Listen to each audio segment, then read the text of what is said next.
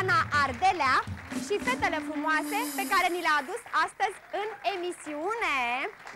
Mulțumesc, mulțumesc, sunteți o dulce și noi mulțumim din tot sufletul. Mulțumim din tot sufletul. Să intre fetele și să le urmărim cu drag și cu plăcere.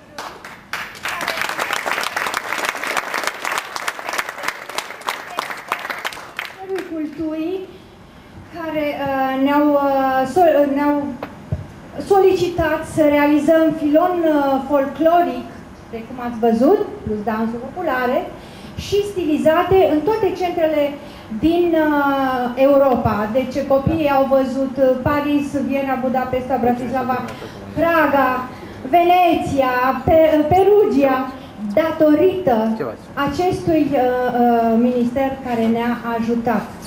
Fundația de asemenea este membră UNESCO, membră partener pentru UNESCO și vă mulțumim pentru aplauze.